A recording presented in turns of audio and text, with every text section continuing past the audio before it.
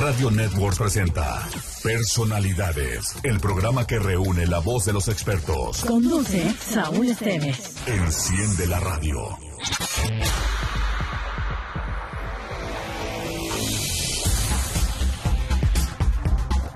Hola, ¿qué tal amigos? Bienvenidos a Personalidades, el programa que reúne la voz de los expertos, y en esta ocasión no es la excepción. Me complace presentarles a ustedes a la doctora Mónica Mendoza Madrigal, quien el día de hoy nos acompaña. Bienvenida, Mónica. Muchas gracias por la invitación. Me siento sumamente honrada y complacida de estar contigo, agradecerte tu generosa invitación y de estar aquí, que es un espacio al que yo le tengo tanto cariño.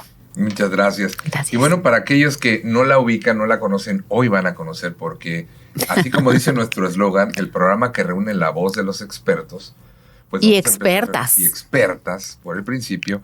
Académica, investigadora, consultora, política, activista. Escritora. Docente. Docente, sí. También. Claro, desde luego. Si alguien tiene las credenciales para hablar de feminismo en el Estado sin herir susceptibilidades. Muchas gracias. ¿No? La doctora Mónica. Hoy que las mujeres destacan en muchos sectores, en muchos ámbitos, ella tiene la palabra. Hoy, como consultora, que tiene un enfoque diferente, con una experiencia, no solo de cómo es la lectura en Veracruz, ¿no? Viéndolo desde un ángulo muy particular. Y en el tema de leer, si hay alguien que lee, y no solamente... La ceguera no es gratuita. Las leyes, porque... Digo, para estar en esto de la investigación, hay que leer muchísimo. Y bueno, si yo conozco a alguien que lee en verdad bárbaro, hasta las letras pequeñas, y bueno, pues se sabe las leyes al derecho y al revés, no le van a platicar. Incluso ella da cátedra de eso. Pero ya hablaremos, vamos por partes. ¿Cómo llegas a esta área o a estas áreas desde... Voy a irme no muy remotamente a la carrera profesional? Ay, fíjate que me gusta que podamos comenzar por ahí, porque además es el punto en donde nos conocemos. Antes de entrar al aire a grabar este segmento, estábamos platicando que pareciera que estudiamos juntos, pero no estudiamos juntos. El muchacho era adoptado. Fue otra razón por la que llegué. Yo estudiaba en universidad pública, Mónica y otras compañeras hoy estudiaban en universidad privada, pero eso ya se los contaremos en otra ocasión. ¿Sabes por qué quiero partir del tema de la carrera profesional? Porque estabas encantado con mis compañeritas, confiesa. Sí, también. Uno tiene su corazón de universitario. Oye, es que en estos momentos egresan de carreras importantes como Derecho, ¿no? Y otros que han apenas tenido la oportunidad de elegir una carrera. Entonces me parece pertinente ligar esta parte en tu experiencia de pasado y presente, ¿no? Claro. ¿Cómo era? ¿Cómo fue? ¿Qué cambió?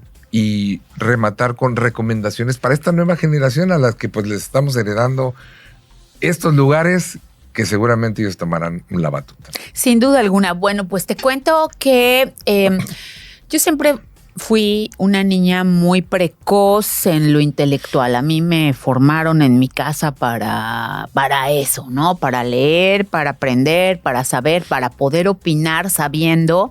Y desde que era una pequeña partícula revoltosa, yo ya argumentaba y fundamentaba y tal, y en eso pues tuvieron mucho peso mis padres, sin duda alguna, ¿no? Desde chiquita participaba en concursos de cuanta cosa y de oratoria y así hacía mis pininos. Salía en la tele con Jacobo Zabludovsky cuando tenía 11, bueno, en fin, ¿no?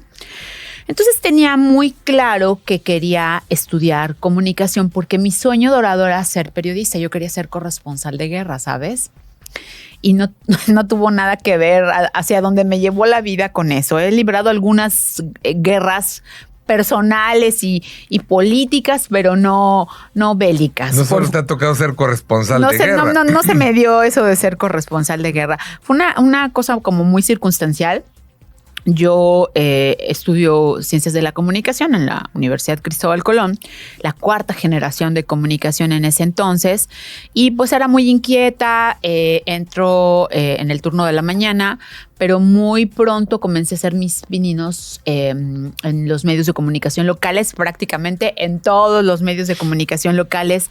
Yo tuve alguna participación, pues como estudiante, buscando abrirme camino y esto. Y ese esfuerzo, yo siempre lo he denominado así, no sé si el término sea, tú lo interpretes como correcto o no, pero bueno, yo siempre tuve mucha hambre, ¿sabes, Saúl? De destacar, de hacer, de crecer. Y ganó el Premio Nacional de Periodismo un año antes de terminar la carrera. Entonces eso me abre las puertas de forma significativa. Me cambió de turno en la carrera porque pues yo ya estaba haciendo trabajo en los periódicos. Trabajé en Notiver, trabajé en El Dictamen, colaboraba ocasionalmente con el entonces Sur de Veracruz. En fin, o sea, hice como muchas cosas. Y que ahora conocemos como Imagen del Golfo. Imagen del Golfo. En nuestra época era el Sur. Era Sur de Veracruz. Sur de Veracruz. Y estaba en esas, pero también siempre como combinando mucho, y esa ha sido como una constante en mi vida, combinar mucho el ejercicio profesional con el tema académico. Entonces igual ganó una beca de CONACYT para irme a estudiar el verano de la investigación científica a México en el último verano de la carrera. Entonces yo me desconecto pues de lo que estaban haciendo el resto de mis compañeras y compañeros de mi generación y me instalo en otro canal de cosas. Y tenía mucha prisa por titularme porque tenía algunas invitaciones para irme a trabajar a México en temas de periodismo. Y al final yo, ñoña que soy, rechazo titularme por promedio y decido hacer tesis. Y mi tesis es sobre temas de comunicación política. Y al final del día, lo que me trae a la comunicación política fue mi tesis de licenciatura. O sea, ahí es donde yo comienzo a involucrarme, pero no solo involucrarme, ¿no? Es reconocida como un trabajo de investigación y eso me empieza a abrir algunas puertas. Finalmente sí me voy a México a la aventura del periodismo nacional, pero me trae de regreso la vida. Es una situación ahí un poco anecdótica. Yo vengo de vacaciones a Veracruz, porque mi madre vive aquí. Vengo de vacaciones y el que era mi director de la carrera llama a la casa. Todavía había teléfonos fijos en casa, imagínense de cuándo estoy hablando. Contesto yo por casualidad y me dice, oiga, necesito que vea a la persona fulana de tal porque acaba de llegar al cargo de comunicación social de un ayuntamiento conurbado y quiero que lo vea usted porque me está pidiendo una persona egresada que conozca de temas de carácter político y yo quiero que usted lo conozca. Le digo, oiga, profe, pero yo no estoy buscando trabajo, yo ya vivo en México, estoy en otras cosas. Tal. No, usted, por favor, váyalo a ver. Yo siempre, pues, he sido una persona muy respetuosa de mis profesores y todo esto. Entonces lo fui a ver. Hicimos un match increíble con esta persona y me regresé y me quedé aquí. Y ese fue mi primer puesto dentro de una larga carrera que he podido construir como funcionaria pública en temas relacionados a la comunicación. Y así es como brinco, ¿sabes? Del periodismo que no ejercí a la comunicación. Después que termina ese tiempo en la gestión municipal, sí regreso al periodismo. De hecho, tuve el honor, y les voy a platicar por qué mi cariño por esta casa. Yo tuve el honor de conducir el primer noticiero de televisión por cable que hubo en Veracruz, en un esfuerzo empresarial independiente al de Grupo FM. Y bueno, fue una experiencia maravillosa. Y después de ese tiempo, platicamos mucho con Frankie sobre la posibilidad de venir al grupo a iniciar, pero es cuando yo dejo los medios y me voy de lleno al tema de la comunicación política, hacer campañas electorales y a todo esto. Y entonces, bueno, me alejo del periodismo e inicia Grupo pues con otra persona, su ya largo handicap en la construcción del periodismo televisivo, que en ese momento estaban también siendo pioneros, ¿no? Entonces, bueno, un poco esa es la historia. Hice periodismo muy poco tiempo. Yo, aunque tengo una presencia pública constante en medios de comunicación, siempre digo que yo no ejerzo periodismo. Yo soy opinadora, soy muchas otras cosas, pero no soy periodista por el gran respeto que me merece esta profesión. Yo soy comunicóloga política. En todo esto que nos haces una gran capacidad de resumen. Pasaron muchos años de para este que salto todo. generacional. ¿Qué hay de diferente en la carrera profesional, en tus inicios, a lo que hay ahora para todos los que deciden estudiar, pero al mismo tiempo ejercer? Fíjate que es una gran pregunta y yo lo comento desde mi punto de vista con mucho respeto hacia las decisiones académicas y curriculares que tiene cada una de las escuelas de comunicación en general. La gran diferencia es que mi generación era una generación absolutamente politizada. O sea, éramos un semillero de grillitos.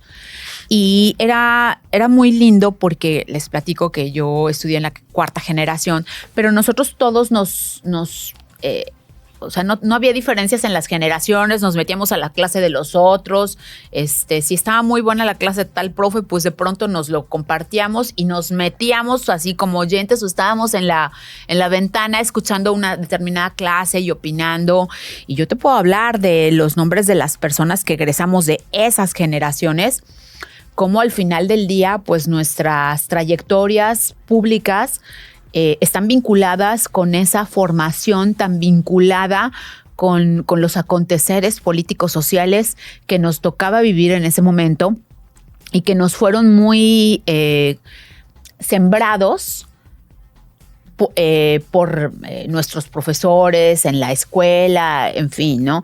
Y eso es algo que yo hoy no encuentro. Yo no doy clases a nivel licenciatura, salvo muy contadas excepciones. Yo fundamentalmente doy clases a nivel posgrado de política. O sea, me dedico 100% al tema de comunicación política o temas relacionados con la política.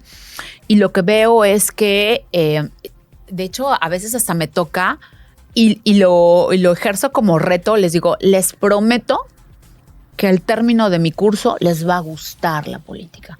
Porque el estudiante llega a estas materias, que son materias especializadas las que yo doy, un poco a fuerzas, ¿eh? O sea, y además con muchísimo desconocimiento de la formación. Y me parece que eso es algo que se ha abandonado y se ha sustituido por la tecnología. Yo recuerdo bien que cuando estudiaba doctorado, tuvimos un ejercicio allí de intercambio con académicos del resto de América Latina. Y en América Latina, el país que está más avanzado en materia de comunicación es Brasil. Y llegaban las personas de Brasil y nos decían, es que ustedes van en sentido inverso.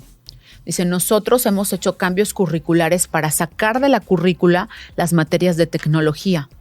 Porque las chavas y los chavos aprenden tecnología en la vida. O sea, no necesitan venir a la universidad para saber utilizar la tecnología. Ellos está en su ADN.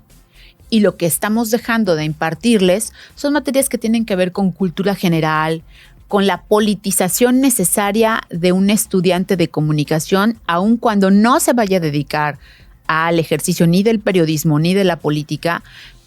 Por ejemplo, para la mercadotecnia, ¿no? Ni siquiera sabe cuáles son los marcos legales que rigen la realización de encuestas. Ya ni siquiera encuestas políticas, ¿eh? Encuestas de salud. Hay códigos éticos específicos y regulaciones diferentes en cada país que ellos las desconocen por completo, porque con este asunto de cruz, repelo todo lo que sea político, pues y porque yo soy muy bueno en la práctica, al final ellos ya son buenos y buenas en la práctica. Entonces creo que las escuelas están dejando de apostar a esa parte, desde luego la ortografía, desde luego la redacción, desde luego la cultura general, pero sí creo que eso es algo que si no lo aprenden en la escuela no se los va a enseñar a la vida o se los va a enseñar equivocamente. Y creo que hace falta. Muy bien. Vamos a hacer nuestra primera pausa. En un momento más regresamos con la doctora Mónica Mendoza Madrigal para platicar. Mire, tenemos plática de todo tipo, pero no ajena al interés de cada uno de ustedes. Hablamos al principio no solamente de temas de política, que en estos momentos las mujeres están destacando, está el tema de la candidatura presidencial, en donde, bueno, por primera vez, o al menos desde hace medio siglo, no se había visto que desistiera un candidato. Ahora lo hace Joe Biden por Kamala Harris, y mientras en nuestro país está ya Claudia Sheinbaum, entonces uno podría pensar que entre mujeres se entenderían mejor. Para platicar de eso y mucho más, hablando también de casos en lo que está ocurriendo en nuestro entorno, el tema de la violencia contra mujeres, voz experta que nos dará también su opinión de lo que está pasando y qué podemos hacer, información útil para todos ustedes. En una pausa, regresamos. Gracias. Saúl Esteves Tiene más para ti en Personalidades. Estamos de regreso en el programa que reúne la voz de los expertos. Aquí escuchas Personalidades. con Saúl Esteves.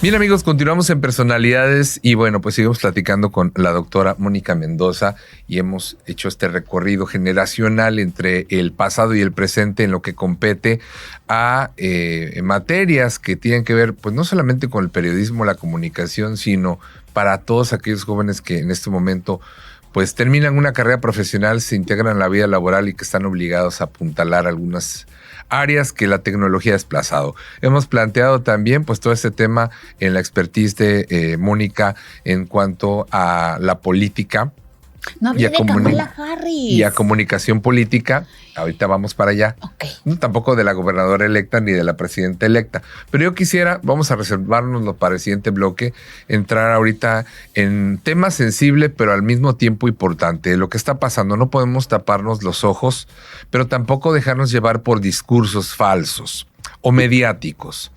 Y el día de hoy hablaremos de los feminicidios, de las desaparecidas, de la violencia que sigue habiendo las mujeres, sin importar edad y sin importar si son segmentos de población alto, bajo. La verdad es que pues los números no son números. Hablamos de personas, de una persona que usted conoce, que yo conocí, de la hija de alguien, de la tía de alguien, de la nieta de alguien.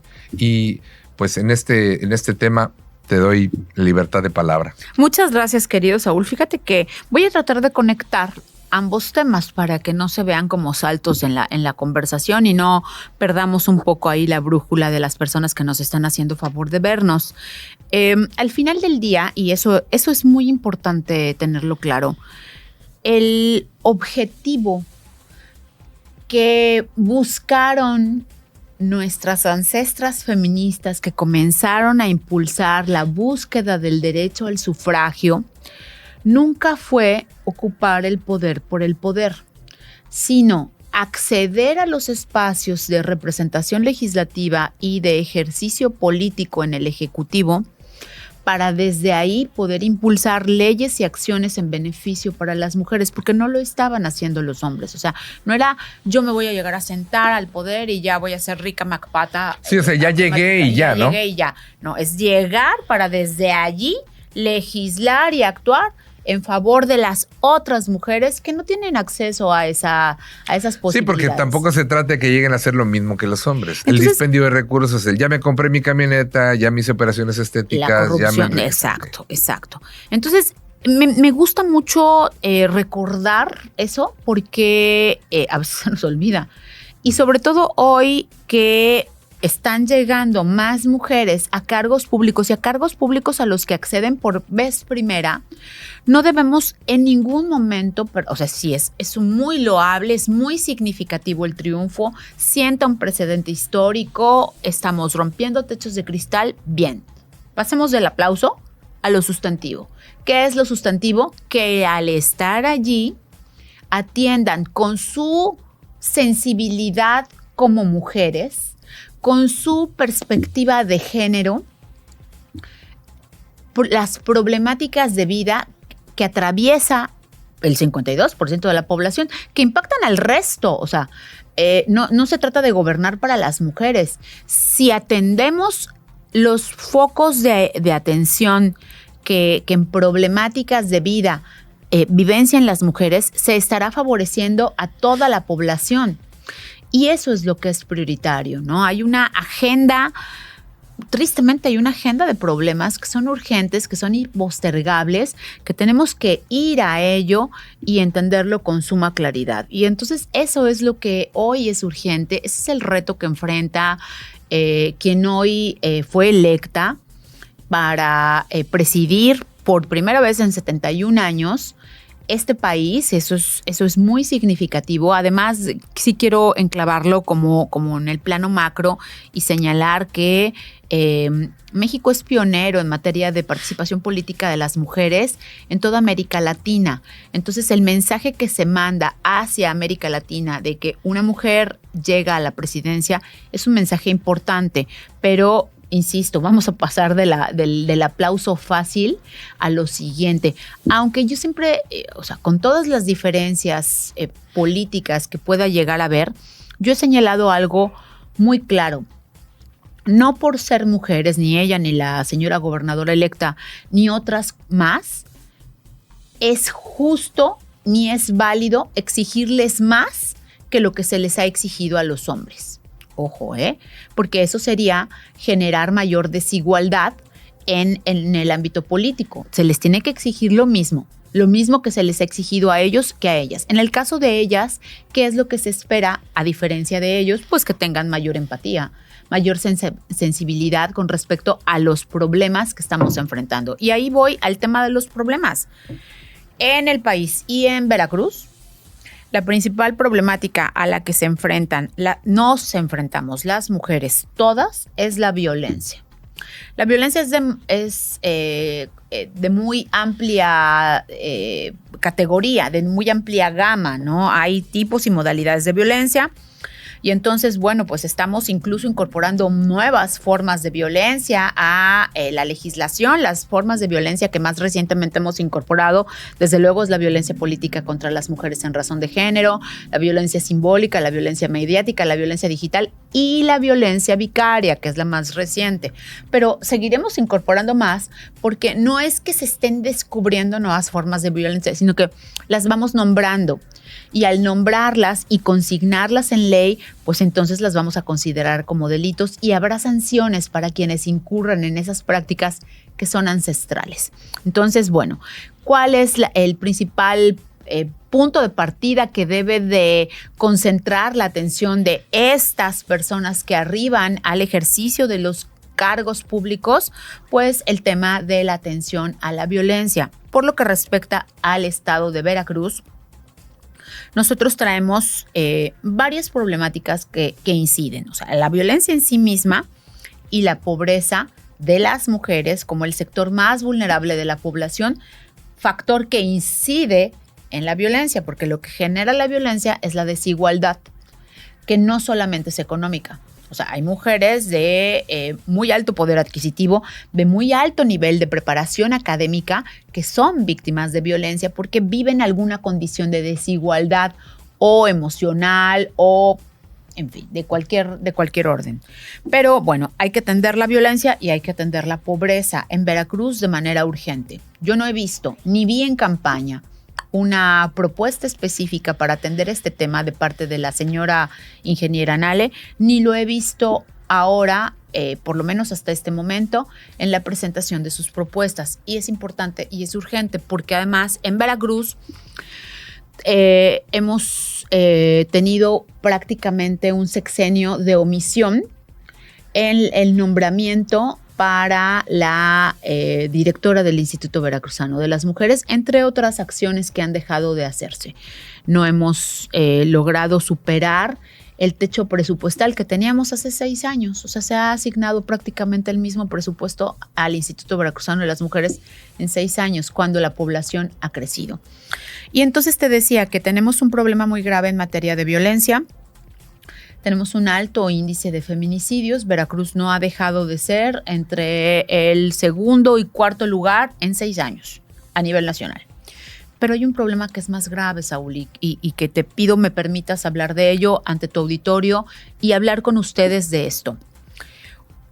si nos parece abrumadora la cifra, como bien dice Saúl, que no es un número, sino son vidas de personas, de mujeres que han sido asesinadas por el hecho de ser mujeres, permítanme decirles que en este momento hay un índice, un indicador, un número que es mucho más grave, que es el de mujeres desaparecidas. Es una barbaridad esto. Y lamentablemente se concentra, todas las mujeres estamos expuestas a estas formas de violencia, pero el tema de la desaparición se concentra en un segmento de edad. Nuestras jóvenes están en riesgo. Y eso solo revela un posible factor detrás de esa realidad, la trata.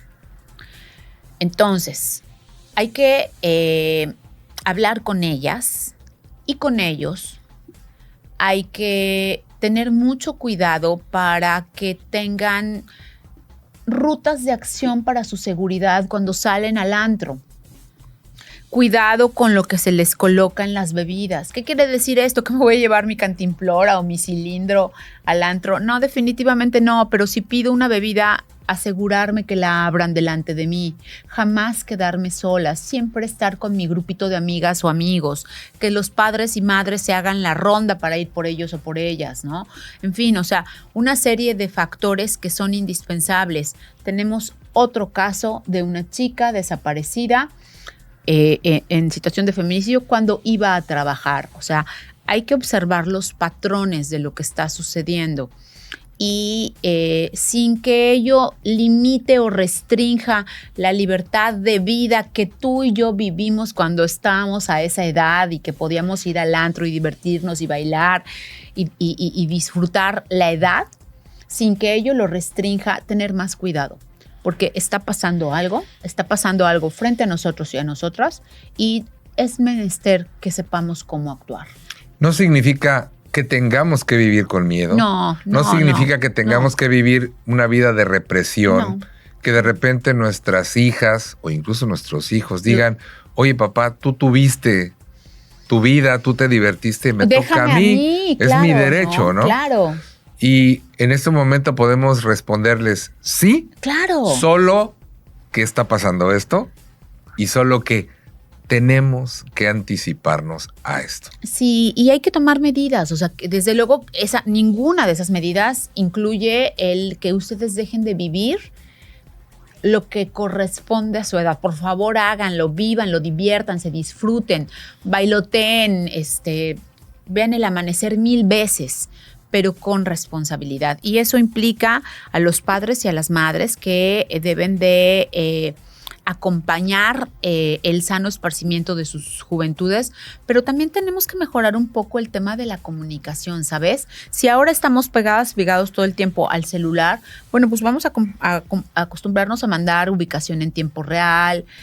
Si las chicas están yendo a pedir trabajo, siempre comunicar a dónde van, validar que te dé confianza, Saúl, este sitio al que vas a la entrevista de trabajo, tal. Es que parece increíble, pero ahorita estás poniendo 2 ejemplos, pero se me ocurren 20 más. Sí. La ciudadanía, quien nos está escuchando, sabe que la delincuencia no duerme. No. Siempre hay alguien que está vigilante. Vigilante no solamente hablo de físicamente, como dices ahora, vigilante de lo que pones en tus redes, vigilante de los mensajes, buscan nuevas formas de engancharte, de sacarte tus datos personales. Desde una estafa, por ejemplo, ahora, simple ejemplo de, a lo mejor está un poco lejos, pero bueno, son vacaciones y te ofertan vuelos baratísimos y ahí das tus datos y por ahí empiezan, ¿no?, a buscar en este tema de la trata, la cercanía con la que va a ser su víctima, ¿no?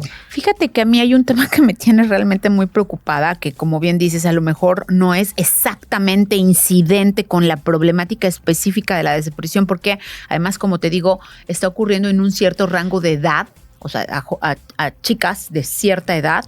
Pero, por ejemplo, algo que sí está sucediendo mucho y que no se acaba de entender en su correcta dimensión es el tema de las redes sociales para infantes. O sea, es increíble que quienes más comparten fotografías que revelan el rostro, las características de las y los menores y sus ubicaciones son las mamis y los papis.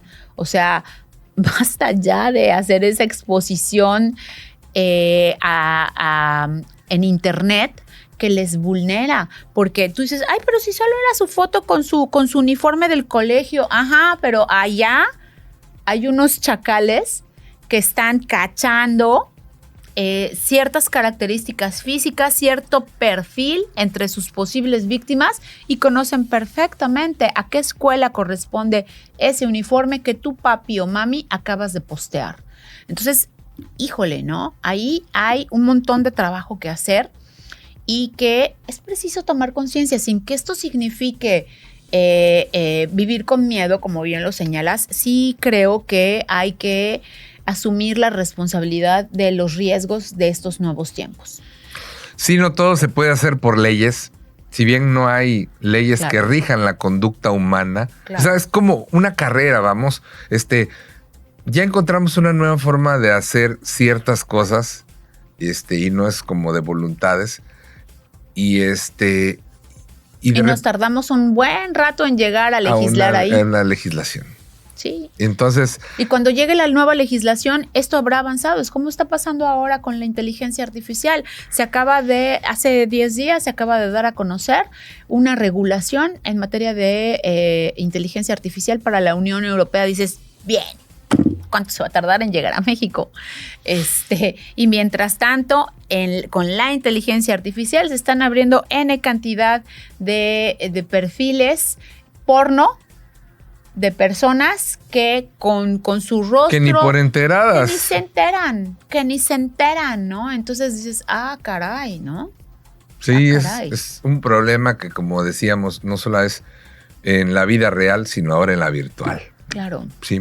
Vamos a hacer una pausa y enseguida regresamos a Personalidades. Saúl Esteves. Tiene más para ti en Personalidades. Estamos de regreso en el programa que reúne la voz de los expertos. Aquí escuchas Personalidades. Con Saúl Esteves.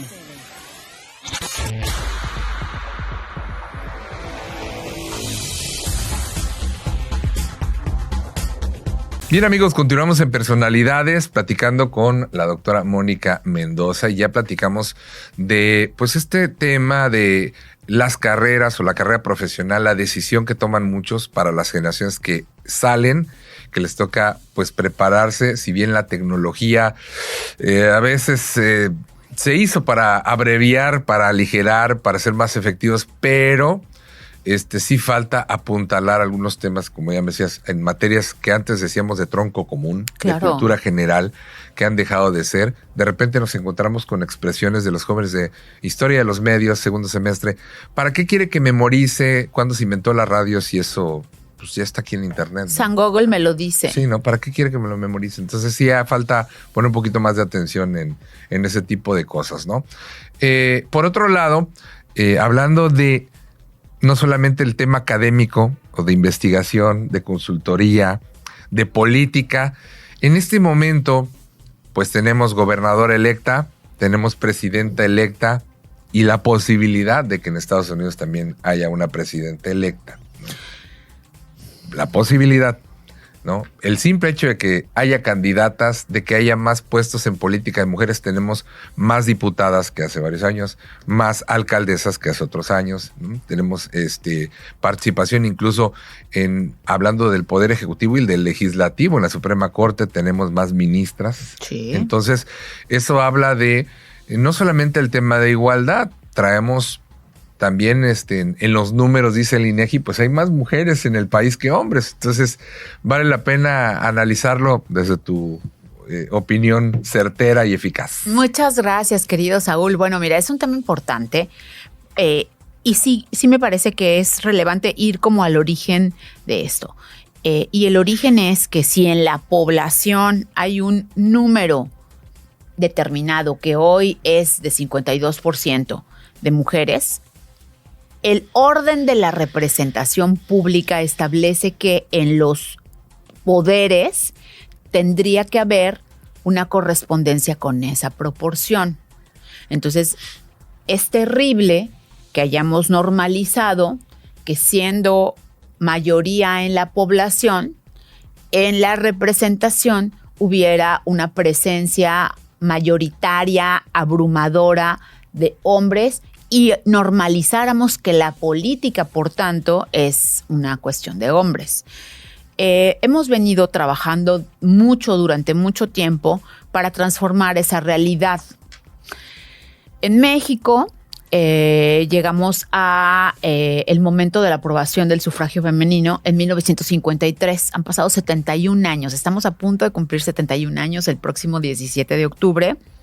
Y en 71 años, Saúl, 7 mujeres han sido candidatas a la presidencia de la República. Voy a tratar de acudir a la memoria sin San Google para que no vayan a creer que yo no fui a esa clase y no estuve presente. La primera mujer candidata, que de hecho fue candidata 2 veces a la presidencia de la República, fue Rosario Ibarra de Piedra. Después de ella fue Marcela Lombardo Toledano. Después de ella fue... Hija de Vicente Lombardo, fundador de lo que sería el PNR, ¿no? El PNR, exacto. Sí, entré a esa clase. Después de ella fue Cecilia Soto. Y la cuarta fue Patricia Mercado. Estas 4, que fueron 5 veces candidatas, porque la primera fue 2 veces, todas fueron postuladas por partidos minúsculos, muy pequeños, con realmente una escasísima posibilidad de obtener una votación significativa.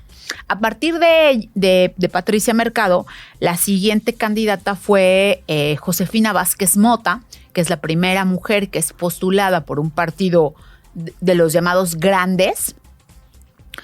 Después fue Margarita Zavala y actualmente Claudia Sheinbaum, que es la primera mujer.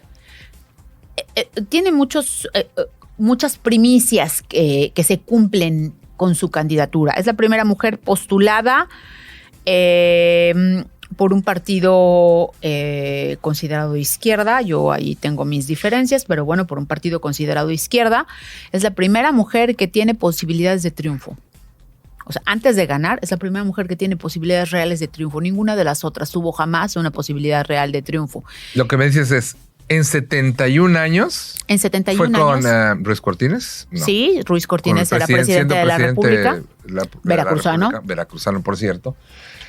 Desde hace 71 años hasta hace dos candidatas, sí.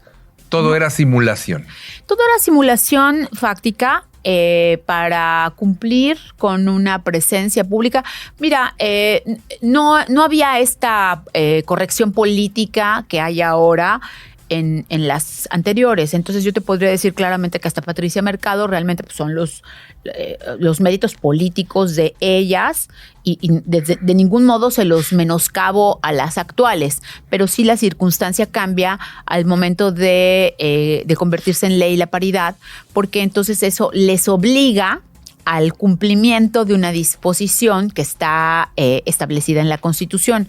Entonces, bueno, sí ha sido un camino lento y ha sido, o sea, la misoginia política, institucional se ha hecho presente durante todo este tiempo. Entonces, estaba esperando que dijeras el término. Ir en contra de ello ha sido muy complicado, ¿no? Y te voy a decir por qué. ¿Por qué? Porque cuando escucho misoginia en política, indiscutiblemente me remonto a los casos de las Juanitas. De aquellas que sí ganaron, claro, que sí fueron elegidas en municipios, en comunidades y después las quitaron para que alguien más. Y seguimos en lo mismo, amigo, ¿eh? A ver, te cuento rapidito como... No me quiero brincar, pero tenía como que... una línea, por favor, es que es imposible no mencionarlo, ¿no?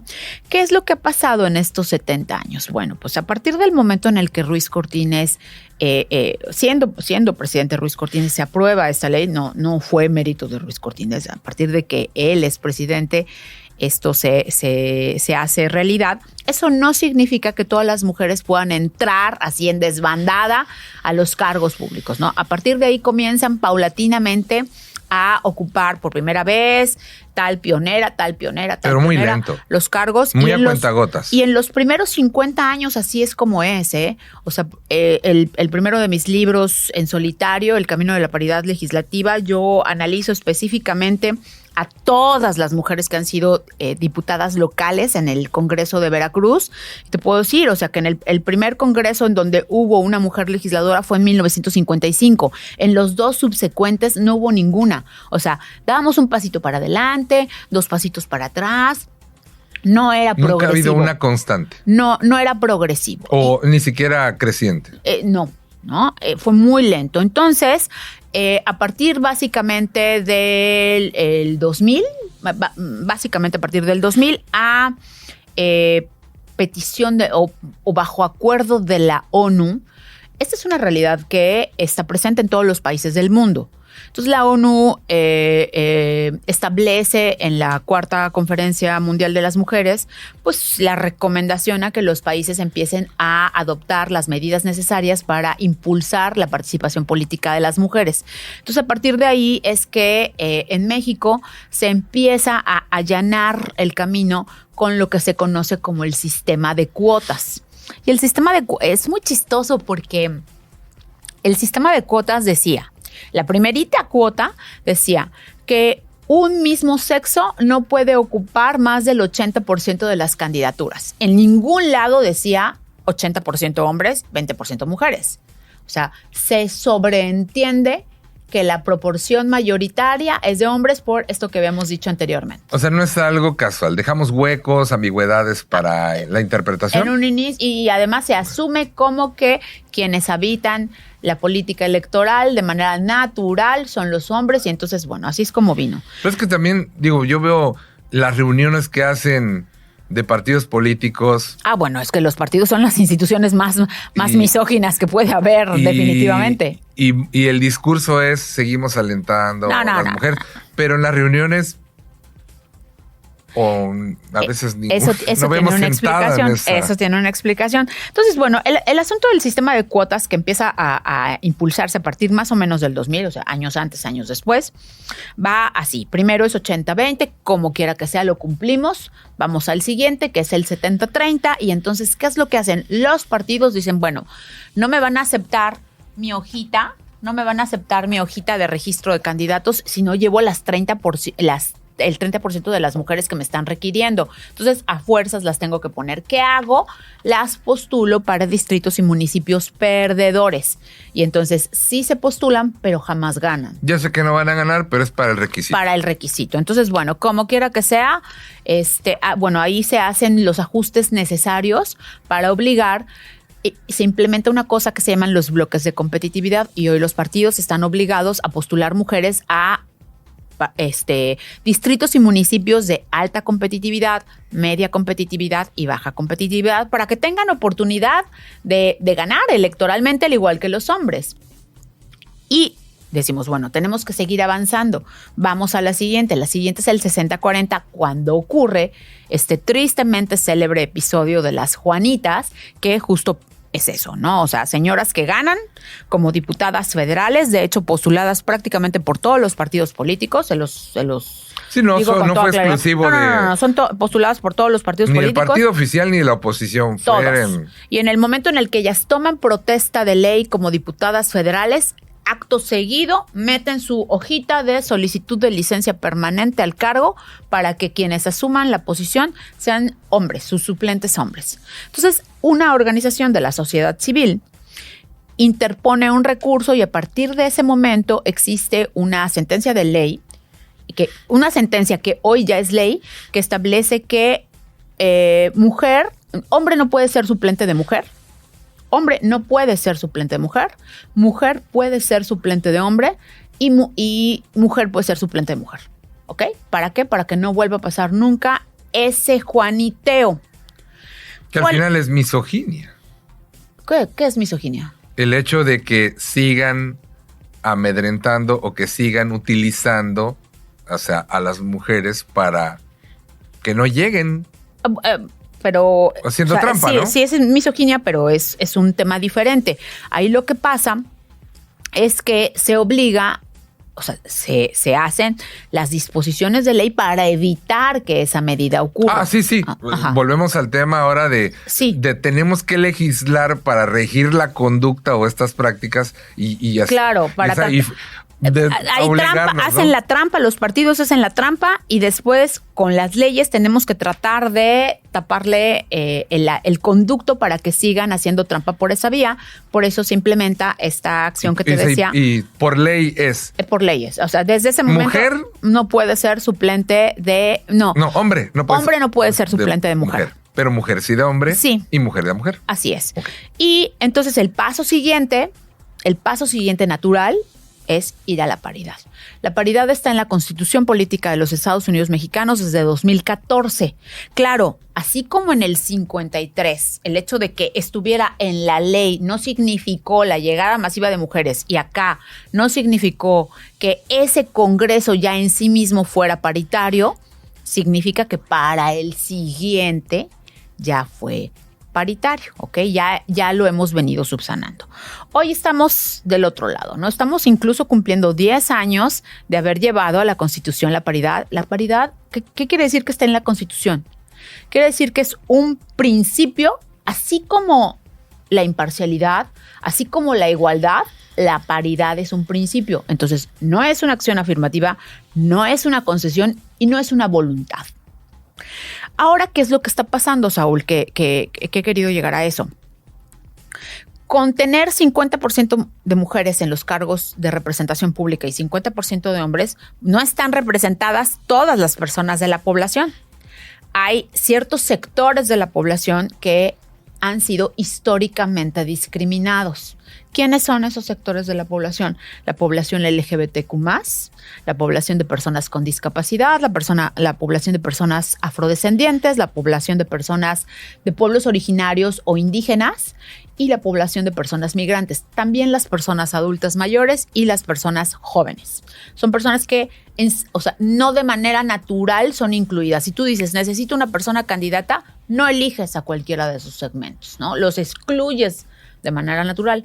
Entonces, el punto en el que estamos hoy en materia de ley y de materia de ley electoral a partir del 2021, es decir, vamos a hacer cuotas para que esos segmentos también puedan ser postulados.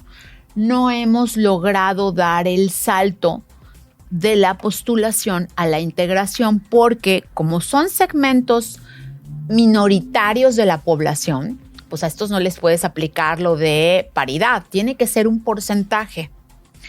Y resulta que las autoridades electorales establecen un criterio de inclusión que es difícil de cumplir, como por ejemplo, una de cada 10 personas de la lista de representación proporcional tiene que pertenecer a estos segmentos. Entonces, ya la verdad, y tú lo sabes, en tu trabajo de noticias, que muchos partidos no alcanzan a llegar hasta la pluri 10. Sí, no. Se quedan en la pluri 3 o 4 y entonces pues son los primeros de la lista y no llegaron a cumplir hasta este otro. Entonces, bueno, eso que nos pasó en su momento a las mujeres, ahora les está ocurriendo a las personas de estas secciones. Me gusta cómo lo explicas, sobre todo para que lo entiendan nuestro amable público, porque exacto, de repente nos perdemos y ojo. Es difícil. Decimos igualdad. No nada más somos mujeres. Paridad. Exacto. Y acabas de mencionar estos 5 grupos. Y les están haciendo trampa igualito que con las Juanitas. O sea, las Juanitas del 24, perdón, lo digo con mucho respeto, pero son estos 10 caballeros de Zacatecas que usurparon la identidad haciéndose pasar por transexuales. Que al día de hoy también sigue ocurriendo. Eso pasó en esta elección, amigo. En esta elección. Esto pasó en esta elección. Con nombres y apellidos. Con nombres y apellidos postulados por todos los partidos políticos. Sí. Pero además, porque estos es más que fácil ni ver, eran ¿no? indígenas, que ni eran adultos mayores, que ni eran de la comunidad LGBT. Estos que se hicieron pasar por transexuales, pues está más fácil, ¿no? Porque cualquiera puede decir, oye, yo lo conozco, no es transexual, o sea, es hombre, mira, aquí están sus redes sociales, tal. Pero, por ejemplo, hay un montón que se hacen pasar, un montón, algunos de Veracruz, yo ahí conozco varios que se han hecho pasar por personas por discapacidad porque tienen problemas de visibilidad que seguramente son menores a los que tenemos tú y yo. Por punto 5. Por punto 5, ¿no? Y dicen, soy persona con discapacidad. Y el partido político les postula y tal. Por fortuna, La buena noticia es que la sociedad civil impugnamos el caso de estos señores Me quiero quedar con eso. de Tlaxcala y por lo menos a uno ya le habían entregado la constancia de mayoría que lo acreditaba como diputado federal electo y le ha sido retirada. Ahora, lo que yo digo, perdón, pero yo siempre tengo propuestas. Lo que yo digo es, tienen que sancionar, o sea, no nos debemos de quedar con eso. Tienen que sancionar a los partidos políticos que los postulan. Como ciudadanos solo éramos espectadores, solo veíamos pasar la trampa o la tranza así y nadie hacía nada. Debo de decir que sí estamos medio dormidos como sociedad civil, hay pero una pasividad, ¿no? Habemos sectores que estamos muy metidos en esto y ya hay más activismo, ya hay más respuesta. Sí. O sea, ya no somos... me quiero quedar con eso y no porque nosotros le digamos o que enviar esa señal, pero ya la población no es correcto. La población no es tonta. No es correcto. La población ya no se deja. Y bueno, está este tema en cultura de denuncia, creo que hemos crecido. Y mucho. Participamos más que antes. Y además, somos nosotros quienes tenemos que hacer esa diferencia, amigo, porque como lo platicábamos hace un momento y lo ha subrayado muy puntualmente, los partidos hacen eso a propósito. No se les pasó, mira, no me había dado cuenta que no era transexual. No, lo hacen para garantizar espacios en plurinominales teniendo que cumplir la cuota de la persona de la diversidad sexual. Entonces, eso aquí en China es hacer trampa. Eso no fue diseñado para que se abusara del mecanismo, sino para darle espacio y cabida a las personas de estos grupos que de otras maneras no podrían acceder. Entonces, creo que estamos avanzando, nos hace falta mucho, pero sí necesitamos involucrarnos más y eso es a lo que yo me dedico. Muy bien. Muy bien. Me gusta cómo lo has explicado y yo sé que nuestro amable público redescucha lo debe compartir, porque todo esto viene no solo de que lo digamos comunicadores o investigadores, uno no se vuelve activista de la noche a la mañana y podríamos mencionar aquí casos de amas de casa que se han tenido que volver activistas por una muy buena razón que para allá vamos. Tenemos que hacer una pausa. Enseguida regresamos. Gracias. Saúl Esteves. Tiene más para ti en Personalidades. Estamos de regreso en el programa que reúne la voz de los expertos. Aquí escuchas Personalidades. Con Saúl Esteves.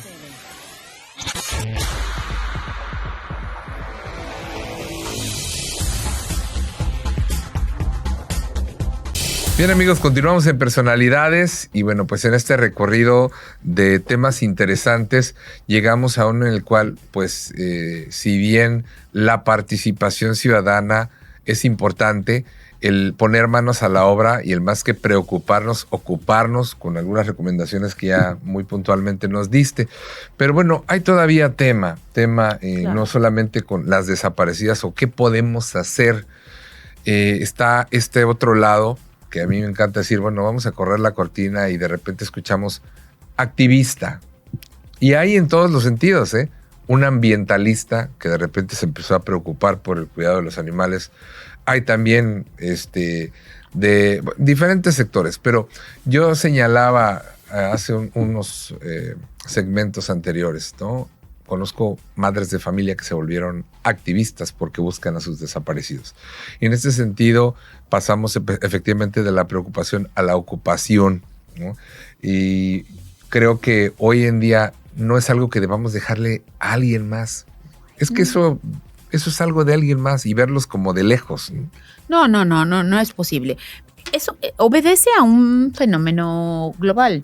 Desde hace un par de décadas, las prioridades de los estados cambiaron y al decidir concentrar su atención y su presupuesto a ciertas áreas específicas, eso forzosamente implica pues que dejen en la desatención otros segmentos que no les son tan prioritarios, por lo menos no a ellos, no son estratégicos para el funcionamiento de los regímenes gubernamentales. Y no porque los gobiernos no los atiendan con la prioridad con la que antes lo hacían y con la celeridad que estos casos ameritan, pues van a desaparecer esas realidades. Entonces, eso es lo que ha dado lugar a que cada vez más haya áreas específicas que para poder seguir adelante requieran de la atención de personas de la sociedad civil que se involucren en su gestión, consecución, desarrollo, planeación y todo esto, ¿no? Y articulación. Entonces, ahí es donde entramos personas como yo, mira, me hubiera traído, tengo una playera maravillosa que dice, ¿qué es lo que hacen las feministas? Pues lo que el Estado dejó de hacer, ¿no? ¿Cómo defines una feminista?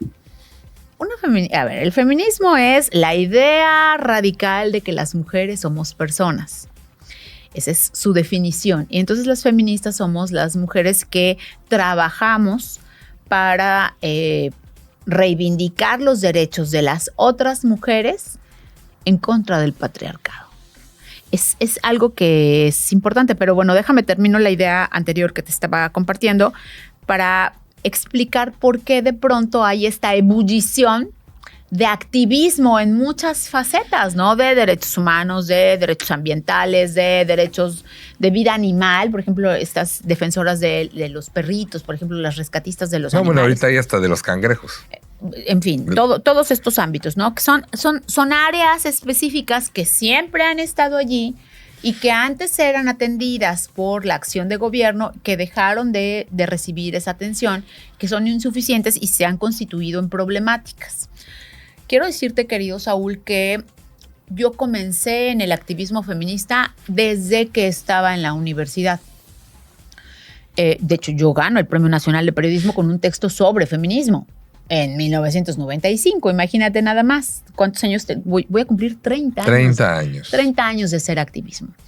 El activismo es una convicción de vida. O sea, tú te acostumbras a entrar a tratar de resolver el problema con los recursos que tienes. Y entonces ya sabes si buscas ayuda de un patrocinador privado, de los medios de comunicación para visibilizar un tema, si conoces a algunas personas en gobierno que te puedan gestionar apoyos para la atención de esta problemática, o si vas y paralizas el tráfico y pintas una pared, ¿no? O sea, tienes una serie de rutas para tratar de atender una problemática específica. Nadie puede atender todos los temas, ¿no? Definitivamente, porque no te da la vida, porque además es súper desgastante en lo anímico, en lo físico, en lo político, te genera mucha exposición pública. Eso explica por qué de repente escuchamos nombres, sí, y de repente los dejamos de ver. No, bueno, a ver, tú dejas la vida en eso, ¿eh? Por ejemplo, ¿no? O sea, digo de ver no porque desaparezcan. Alguien que atiende violencia. O que los mandaron a callar, sino porque dices, se me acabaron los recursos. Ya no lo puedo financiar. Ya no tengo quien me mantenga y siquiera la página que publicaba antes. No. A ver, uno vive temas de persecución, de señalamiento, la exposición te expone. La exposición mediática y pública te expone. Pero también desgasta, ¿qué es lo que dices? Te desgasta. Lo que te decía, que quien atiende temas de violencia específicamente, yo no hago un especial acompañamiento en temas de violencia, pero quien lo hace necesita contención emocional para sí. Porque tú no puedes andar por la vida ayudando a mujeres que están en riesgo de morir todo el tiempo sin que eso te impacte, sin que eso te trastoque. Es imposible no sensibilizarse como seres humanos, pero además pues te la pasas ayudando a otros y no te ayudas a ti. Exacto. Entonces, es un problema, ¿no? Entonces, en la medida en la que estos temas han crecido y han dejado de ser resueltos prioritariamente por el Estado, es que tienen que entrar los grupos de la sociedad civil a tratar de coadyuvar en su atención. Por eso, por ejemplo, tú hablabas de las madres buscadoras. ¿En qué momento se convierte en una mística de un perfil de una persona? O sea, ninguna madre quiere ser madre buscadora. ¿En qué momento esto ocurre? En el momento en que los hijos y las hijas comienzan a desaparecer. Y como eso es algo que se ha incrementado de manera exponencial en los últimos 15 años, sin que el Estado esté asumiendo una directriz medular para tratar de contener la problemática, pues entonces las madres y los padres han tenido que organizarse para ir a acabar con sus manos todo esto. Ahora, se ha vuelto un asunto muy conflictivo, ¿no? Se ha vuelto un punto de conflicto. ¿Qué es más fácil para los gobiernos? Dar dinero. Va a haber se está organizando una búsqueda para ir a Sinaloa y van a ir 10 madres. ¿Qué es lo que hace el gobierno? Da dinero. Y entonces le es más barato eso que ponerse a hacerlo él. Lo mismo pasa con la violencia, lo mismo pasa con todos estos otros temas. Yo soy activista feminista. Atiendo fundamentalmente por mi formación como comunicóloga política, yo atiendo fundamentalmente temas relacionados con violencia política en razón de género. Tengo una organización civil que atiende temas de paridad y esto. Pero, o sea, si a mí me llegan casos de violencia o de búsqueda, los atiendo de igual manera. Y llegó un momento en el cual tenía por lo menos un caso o 2 por semana, Saúl, y eso es terrible porque solo es indicador de que el gobierno lo está dejando de hacer. O sea, que para una familia o una mujer víctima de violencia sea más seguro buscar a una activista que a una autoridad, solo quiere decir que no confía en la autoridad o que no la encuentra. Y eso es muy grave. ¿Y qué es lo que haces? Ayudas, como puedes, amigo. Y es muy complejo. En este sentido, yo quisiera separar el activismo como suele ser en otras áreas, y te voy a poner un ejemplo antes de llegar, de los grupos que los que verdaderamente trabajan a los que no, porque tú mencionabas de una ebullición en todo mundo, ¿no? Y de repente empiezas a ver sitios, portales, publicaciones y muchos que son, yo les llamo arribistas o mediáticos de contentillo para la selfie, para hacer que, pero de repente se les pasan las ganas. O para ser candidatas se les a pasan un cargo público, también. Cariño. Y entonces aquí podemos separar los grupos que sí son, que traen argumento, trabajo, evidencia, a los que pues solamente son como temporales, ¿no? Mira, en las feministas tenemos una frase. Ya traen clasificación. No, nosotros tenemos una frase que decimos, no me apliques tu feministómetro.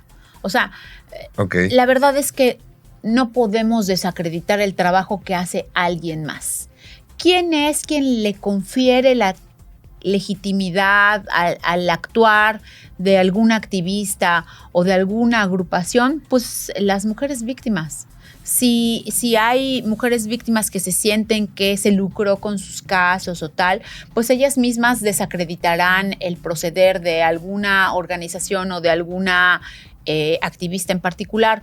Y si te ayudó realmente o te sentiste verdaderamente acompañada, pues entonces le darás el crédito que corresponde. Precisamente por eso, yo lo toco porque siento que... Pero es verdad, lo que has dicho es que total siento verdad. Que a veces por culpa de uno se echan a perder el trabajo de los que sí trabajan. Mira, voy a hacer una pésima comparación. El caso del coaching o las consultorías. Hoy cualquiera te da, o cualquiera se autonombra y proclama y no trae ni las credenciales. O sea, no trae el expertise, no trae simplemente porque se tomó una buena foto, le hicieron un buen portal y de repente... Y la gente lo compra.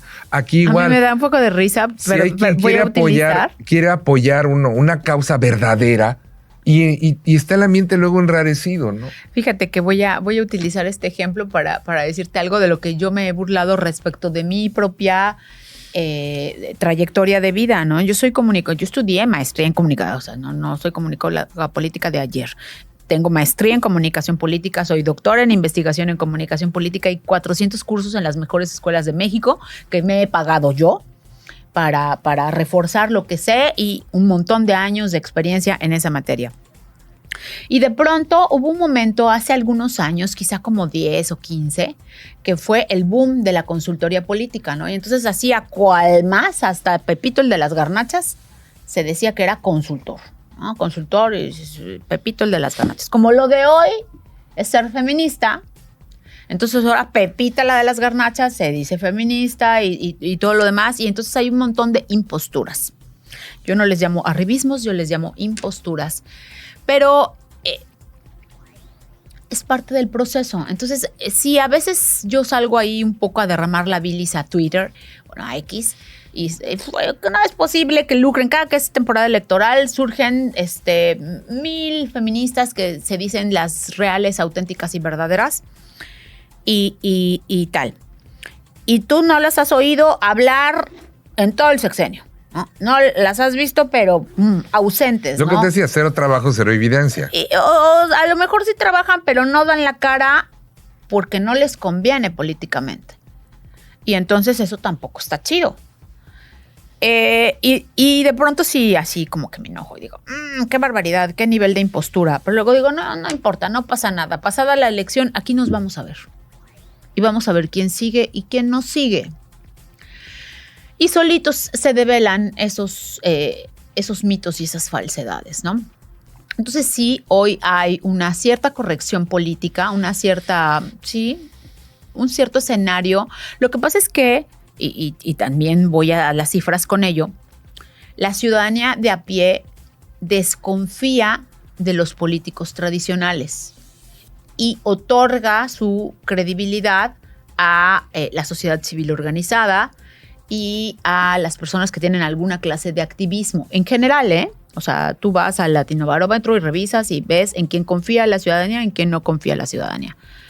Entonces, pues ahora hay un montón de políticos y políticas que como en su extreme makeover, en su cambio de piel, dicen, bueno, ahora me presento como activista y entonces así voy a recuperar la confianza ciudadana. Y está cañón, pero también quiero decir otra cosa y lo quiero decir porque es válido. A veces se critica que haya mujeres activistas o de otros tipos de activismos que busquen la vía de la participación política electoral. Dices, es que para eso fue todo lo que quería. Es válido y es legítimo, ¿eh? O sea, son vías para tratar de atender el mismo problema. Yo creo que como todo en esta vida, mi amigo querido, hay que hacer juicios basados en el proceder de las personas. La trayectoria de la persona te va a decir si esa persona es digna de confianza o no es digna de confianza. Ahora, otra cosa que también es real, nadie es dueña del feminismo, ¿no? Hay muchos feminismos, se hace feminismo, el feminismo está vivo. Y entonces emergen un montón de grupos. Yo quisiera cerrar la participación de este espacio para invitarles a ustedes, y no solo a las chicas, no solo a las chavas, no solo a las morras, a todas, a que no se aíslen, a que busquen alguna organización de la sociedad civil que esté haciendo trabajo de activismo con quien ustedes sientan empatía o afinidad por su realidad de vida. Porque transitar la vida en cualquiera de sus circunstancias sola es muy difícil. Si lo hacemos acompañadas, nos fortalecemos mutuamente y podemos encontrar maneras que a lo mejor ya experimentó la otra y que pueden servirte para que tú encauces. El mundo se ha convertido en un lugar complejo y la vida es compleja. Entonces, todas tenemos una circunstancia que de alguna manera nos vulnera. A lo mejor, pues yo quiero un grupo de mujeres profesionistas que estén viviendo temas de violencia y acoso laboral. Bueno, pues buscar un grupo que me acerque a personas expertas en esa materia. Lo hablamos brevemente, ya no nos dio tiempo de abordarlo más, pero pues de pronto yo soy madre y estoy viviendo violencia vicaria porque el padre de mis hijas e hijos me ejerce violencia a mí a través de mis menores por medio de la alineación parental. No sé qué hacer. ¿Qué hago? Bueno, hay un montón de grupos de madres víctimas de violencia vicaria que están ahí. Entonces, el tema es no dar las batallas en solitario, porque eso aísla.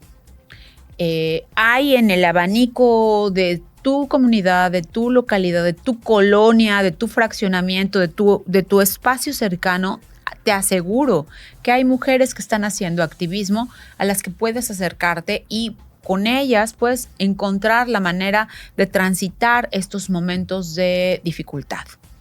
Y bueno, pues si tú me lo permites, hacer esa invitación a la Por gente supuesto. que nos ve. Por supuesto. Si alguien desea Hay un consultarte... En el puerto de Veracruz hay muchas organizaciones de la Bien. sociedad civil que tienen mucho trabajo, a quienes yo reconozco y reconozco, respeto, y que sin duda alguna pueden ser acompañantes de otras mujeres que estén atravesando por alguna circunstancia de esta naturaleza. Muy bien. Pues ha sido un gusto. Se nos terminó el tiempo, aunque faltan muchísimos temas, pero te invitaré para un nuevo Personalidades para seguir platicando de estos temas que son una realidad y que a diario pues todos vivimos. Pero quién mejor el día de hoy de haberlos Amigo. compartido con nuestro público, desde tu óptica, desde tus conocimientos, tu experiencia. Y bueno, te agradezco mucho que hayas aceptado venir a Personalidades hoy. Te lo agradezco a ti, querido Saúl. Permíteme hacer un último comentario. Yo llegué a vivir a Veracruz hace 35 años, un poquito más. Hice de este lugar mi hogar y me fui a trabajar a Jalapa hace 14. Y eso me ha mantenido muy alejada del puerto, digamos que en la vida pública. Aunque yo vengo y acompaño a mi madre, que es adulta mayor, en sus actividades y todo esto, no hago realmente vida pública. Entonces, he disfrutado mucho compartir contigo este espacio y a través de este espacio con ustedes un poquito para pues compartirles lo que yo hago y no está lejos, estoy cerca, se los juro. Muy bien. Gracias. Gracias sobre todo a ustedes, amigos y amigas radioescuchas que siempre nos sintonizan. Yo les deseo un excelente fin de semana. Nos escuchamos y vemos en el próximo Personalidades. Ahora estás más informado. No te pierdas la próxima edición de Personalidades. Cada semana un invitado especial.